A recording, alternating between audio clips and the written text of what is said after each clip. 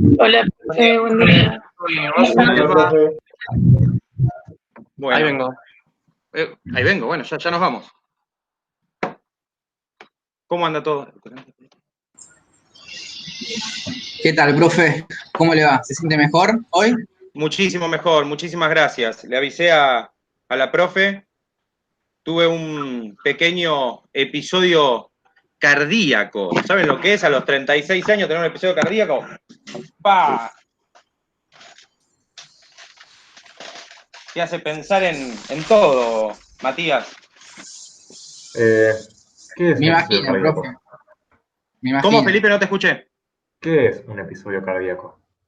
Y una contractura en la zona del bobo. Pero nada que no se pueda subsanar con un poco de medicación, así que tranqui. Bueno, hoy tenemos una clase muy importante porque es la continuidad y para ya terminar lo que es el tema obligaciones y ya la clase que viene ponernos a full con responsabilidad civil. ¿Está bien? Perfecto. Así que les pido a todos que por favor tengan a mano lo que es lo que corresponde a la clase de hoy, ¿no? Que es en el aula virtual, obligaciones y responsabilidad civil, CONT, dice.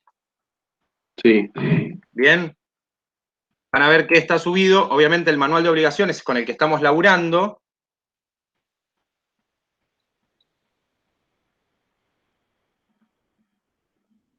Ay, qué caliente está esto. Bueno, bien.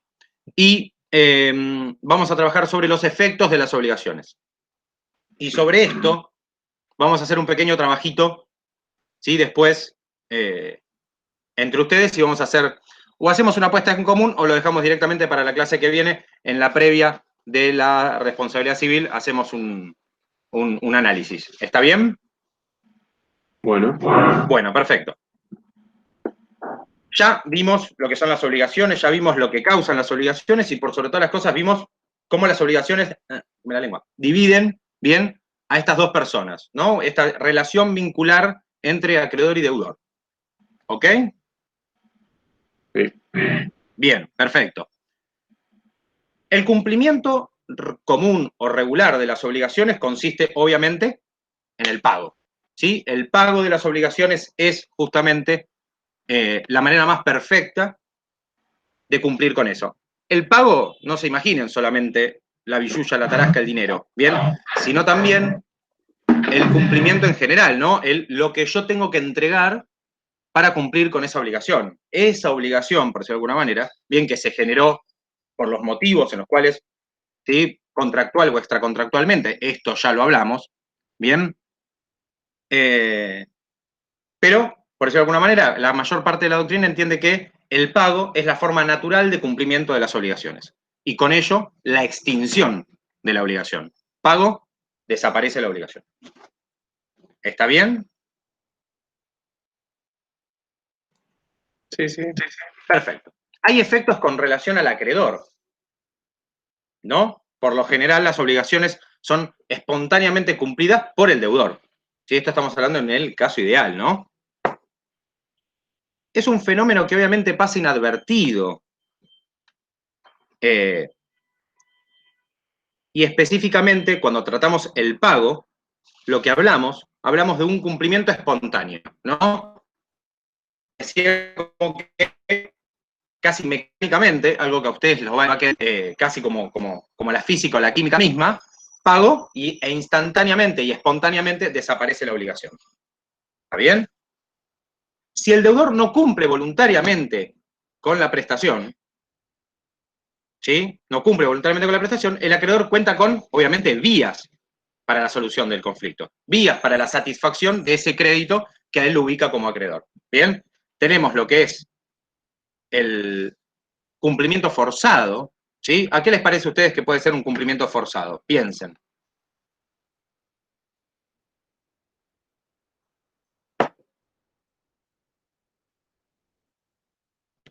¿De llevarlo a juicio? Podría ser, claro, ¿por qué no? Es un medio legal. Muy bien. Efectivamente, el primer término, ¿sí? Ante el incumplimiento espontáneo del deudor, El acreedor tiene derecho a, artículo 730, inciso A del Código Civil y Comercial, emplear los medios legales para que el deudor procure aquello a lo que sea obligado. Muy bien, perfecto. ¿Sí? Esto supone, como bien dijo nuestro compañero, el ejercicio de una acción legal judicial, ¿no? Porque obviamente, por el contrato social que tenemos todos, lo que no se puede hacer es justicia por mano propia. Escucha el aerosol del lisoform. Bien. Y si todo sale bien, luego del trámite judicial, va a haber una sentencia que va a ser favorable al acreedor. ¿Bien? Y eso le permitirá contar con ¿qué? Con lo que llamamos el auxilio de la fuerza pública para lograr el cumplimiento de la obligación. Este tipo de cumplimiento, justamente lo que intenta satisfacer es principalmente el interés del acreedor. El interés del acreedor, ¿ante qué? Ante esta obligación natural.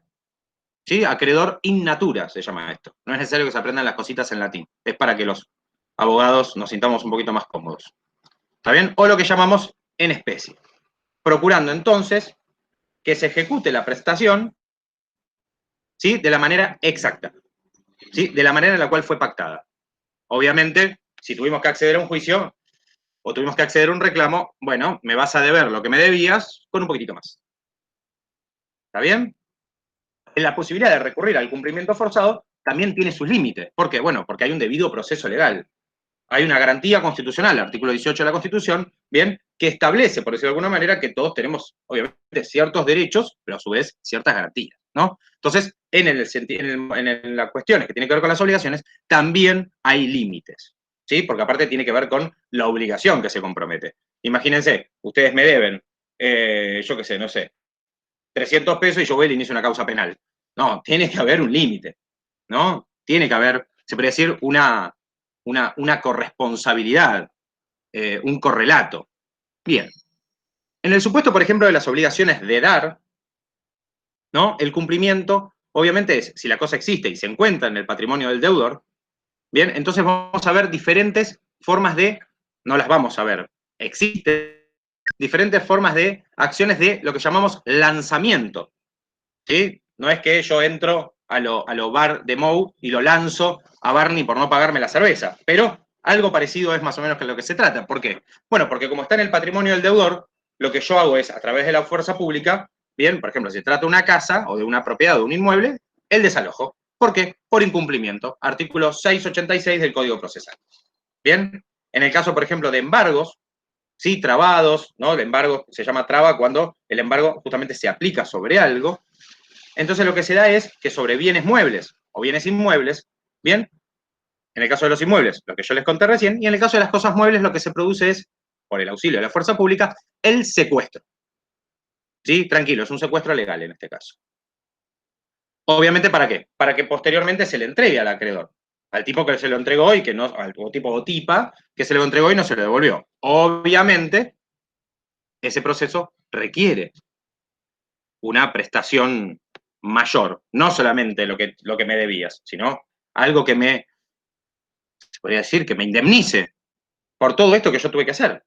Entonces, estas medidas no atentan contra la libertad del deudor, sino que tienden a qué? Bueno, a disuadirlo para que no provoque, para que no produzca estos injustos, estos ilícitos. Entonces permite poner en manos del acreedor aquello a lo cual tenía derecho y le quita de las manos del deudor aquello a lo cual tenía derecho, pero lo ha perdido. En el caso de las obligaciones de hacer y no hacer, la situación es un poco distinta. ¿Sí? Cuando yo tengo que hacer un trabajo, ¿bien? O tengo que hacer una tarea X, o tengo que hacer una obra, ¿bien? No solamente obras como las que podrían manejar ustedes, sino una obra, una pintura, ¿no? Tengo que pintar una mesa, tengo que tener una mesa pintada, o tengo que hacer una obra, un cuadro, ¿sí? Tengo un tiempo. Y obviamente hay, en el caso de un incumplimiento, la posibilidad de una ejecución forzada. ¿Qué significa? ¿Cumplí con la obligación? No. ¿Está bien? Tiene que ver con, obviamente, cuestiones que haya respeto a la autonomía, de la cual, obviamente,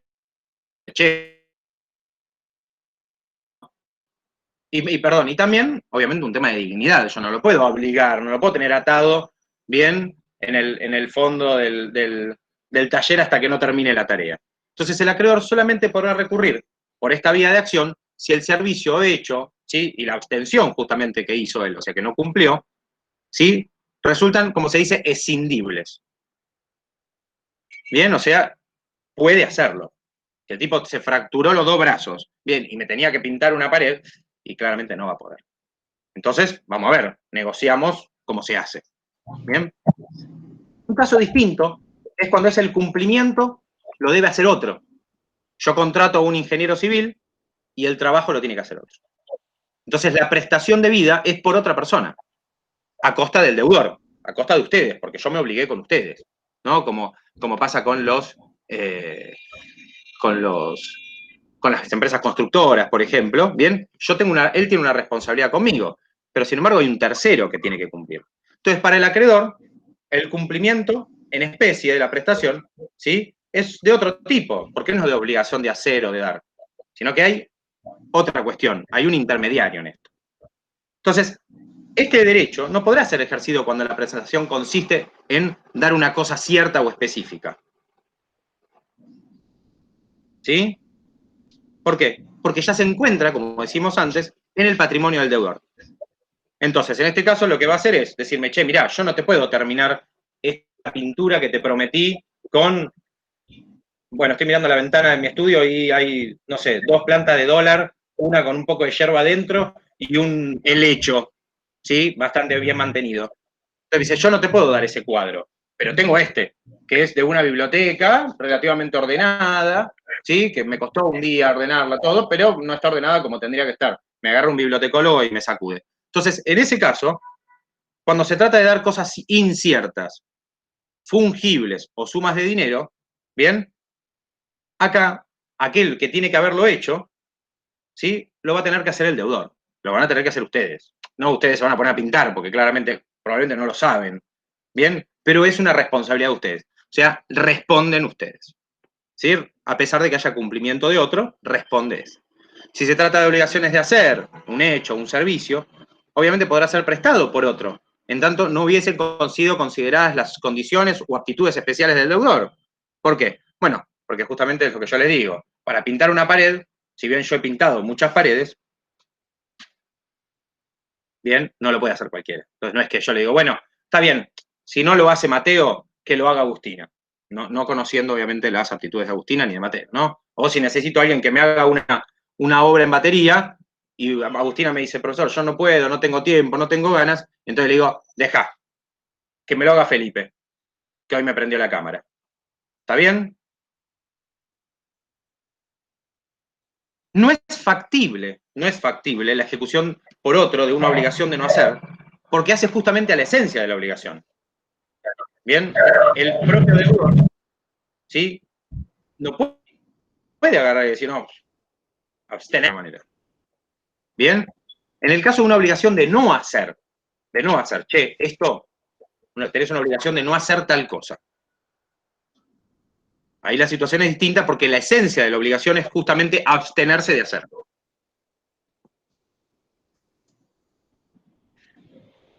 El nuevo Código Civil y Comercial establece justamente la autorización judicial previa para la sustitución del deudor. ¿Qué significa? Me debe él, pero yo pido que me sustituya otro. Perdón, que lo sustituya otro en el cumplimiento de esa prestación.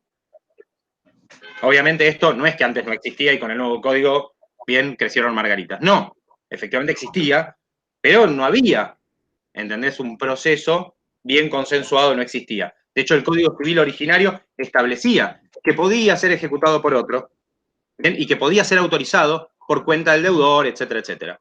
Pero ¿qué pasaba? Después, cuando me traían el cuadro de la Mona Lisa, ¿bien? No era. Era el grito. ¿Bien? O el grito de la Mona Lisa. ¿Está bien? Entonces acá aparece otro efecto, ¿sí? Con relación al acreedor, que es la indemnización. Justamente el artículo 730, inciso C del Código Civil y Comercial establece, ¿sí?, que tiene derecho el acreedor a obtener del deudor las indemnizaciones correspondientes. ¿Por qué? Bueno, porque hay un supuesto de satisfacción de un crédito equivalente que no se está dando y que va a sustituir lo que es la prestación original.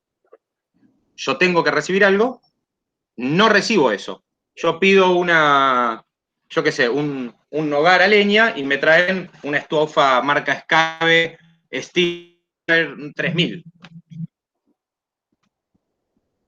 En las obligaciones, obviamente, contractuales, al ser debido a una prestación específica, se produce ese desdoblamiento. El acreedor puede procurar tal prestación específica o bien optar justamente por la indemnización. Me das la Escabe, me la banco, me pones unos mangos arriba. No me das nada, porque la verdad es que no es lo que yo quería, me indemnizas. ¿Se entiende, no?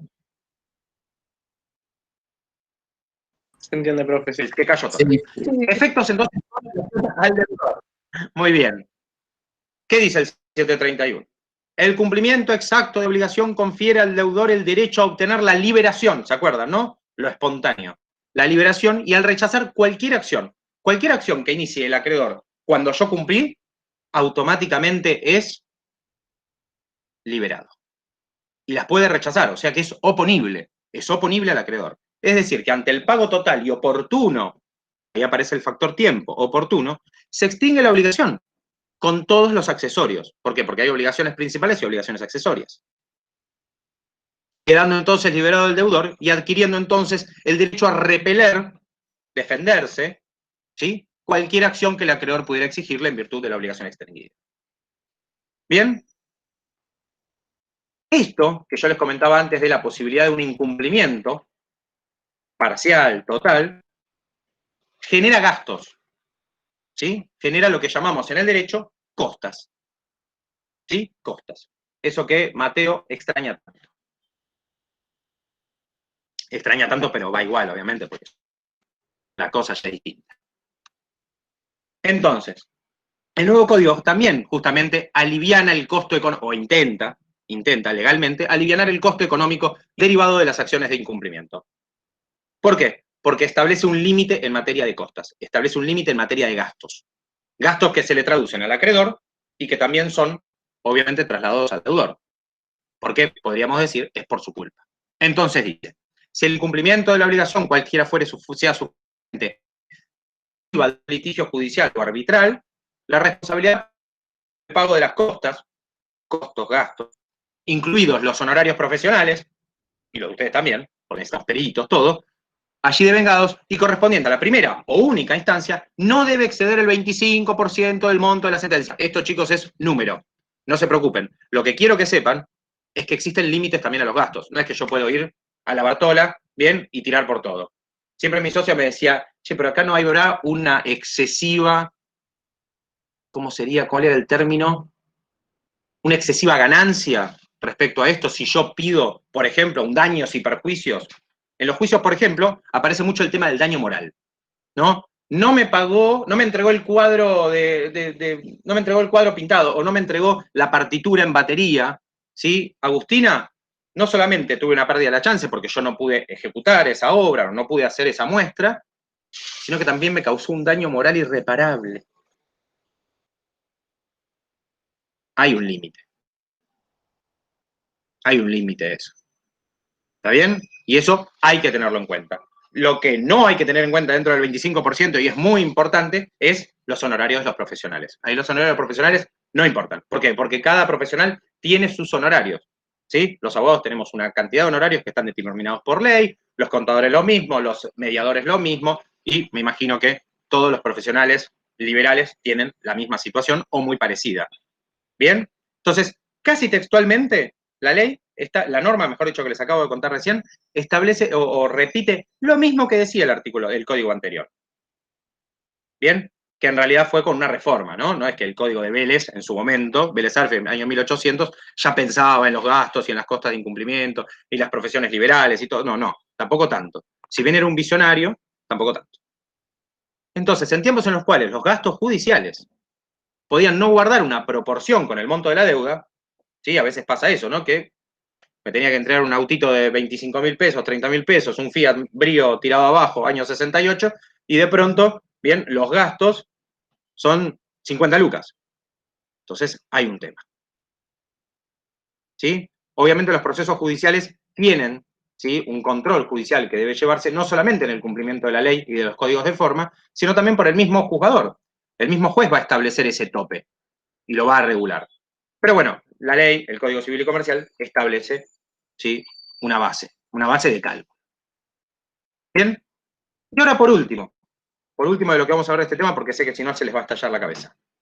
Efectos frente a terceros. Esto es importante. ¿Bien? Porque que entre Mateo y yo haga un tema, o entre Matías y Felipe haya un tema, ¿sí? Que no se me enoje Nicolás, que no lo metí en ningún ejemplo, ¿bien? Lo voy a meter ahora. Nicolás no tiene la culpa. ¿Sí? Nicolás es un tercero, en este caso. Y vamos a ver si la norma establece cierta protección contra el tercero. ¿Bien? Algunas obligaciones justamente se le pueden atribuir a los terceros, ¿sí? O bien comprometer prestaciones de terceros. Por ejemplo, los contratos entre obras sociales, ¿sí?, y los afiliados, supone que normalmente las prestaciones de salud, la prestación de los servicios de los hospitales o de las clínicas, bien privadas, y los profesionales que están al acuerdo, entonces yo voy y le digo, doctor, usted me tiene que atender porque tengo esta credencial de Twitch Medical, ¿sí?, o de OSRE. Entonces, automáticamente eso supone que normalmente tienen que cumplir. ¿Por qué? Porque ya existe un convenio entre ellos y existe un convenio mío con ellos. Entonces, obviamente por propiedad transitiva, creo que era algo así, bien, se supone que paralelamente esos convenios van a funcionar. Obviamente hay ruidos, sí, claro, si no, no existirían juicios de amparo, si no, no existirían reclamos, si no, la Superintendencia del Servicio de Salud estaría al Pepe, sin embargo, hay reclamos que hacer. ¿Bien? Pero en principio las obligaciones solo producen efectos entre el acreedor y el deudor. Por eso, las obligaciones tienen un efecto relativo. ¿Sí? El Código Civil habla muchísimo de eso. Tiene varios artículos, el 776, el 1022, el 1025, el 1030. Establece justamente que los efectos son entre el acreedor y el deudor. Pero por sobre todas las cosas, ¿sí?, por un lado, obliga al tercero, pero también lo libera cuando necesite hacerlo. ¿Está bien? Bien. Lo que vamos a hacer ahora es un trabajo práctico sobre esto. Cada uno va a analizar lo que estuvimos viendo recién, los 5 puntos que vimos recién, obviamente teniendo la base de lo que vimos con las funciones y con los conceptos y las partes de las obligaciones, y va a buscar una obligación que se les ocurra, un contrato, una obligación extracontractual, y va a hacer este análisis. ¿Sí? A modo de ejemplo, ¿sí?, va a resolver justamente esto. Va a decir, va la obligación, va el planteo de la obligación, y solamente nos vamos a centrar en los efectos. El ejemplo lo pueden dar un poco amplio, no hay problema, pero yo lo que quiero que quede claro es eso. Es, ¿cuáles son los efectos en relación al acreedor? Si no cumple, ¿qué puedo hacer? ¿Sí? En el ejemplo, no quiero que me digan lo que yo dije, sino en el ejemplo. ¿Sí? Se comprometió a hacer tal cosa y no cumplió. ¿Qué puede hacer? ¿Sí? En el caso de que se comprometió a otro, que eso está bueno porque tiene que ver con la tarea de ustedes, con la profesión de ustedes. ¿Sí? ¿Qué función tengo? ¿Qué posibilidad tengo? ¿Sí? Tienen legislación, jurisprudencia, tienen doctrina, tienen el texto que les recomendé, tienen internet, algo que no se los puedo cortar. ¿Bien? ¿Hay indemnización? No corresponde la indemnización porque cumplió. ¿Y los efectos en relación al deudor? ¿Quedó liberado? ¿Desde cuándo quedó liberado? ¿Bien? El de los límites a las costas es un poco más difícil. Pero bueno, si se quieren meter con eso, estaría buenísimo. Y obviamente si hay terceros en el medio, es en el caso, por ejemplo, podría darse con ustedes, bien, que les contratan esto, lo otro, y ustedes tienen una empresa que se dedica a esto ahí, bien, y hay un efecto contra terceros. ¿Les parece? ¿Podemos hacer el trabajo? ¿Es para ahora o es para la clase que viene? No, lo vamos a hacer, pero me lo van a mandar. Ah, ok. Me lo van a mandar y listo. Pero, Bien, entonces directamente. ¿Cómo? ¿te lo mandamos hoy, profe? Tienen el fin de semana, pero no porque no es que les estoy diciendo el fin de semana porque se los quiero arruinar. No.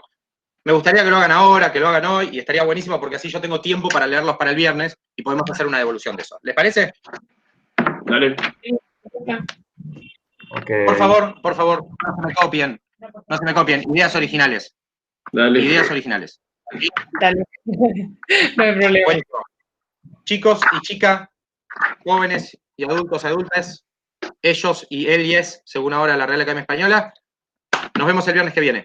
El viernes que viene hablamos sobre esto, pero ya nos vamos a responsabilidad civil. Ok, perfecto. Muy bien. Dale. Que tengan un muy buen fin de semana. Igualmente, Chao, profe. profe. Igualmente. Nos vemos. Chao, chao.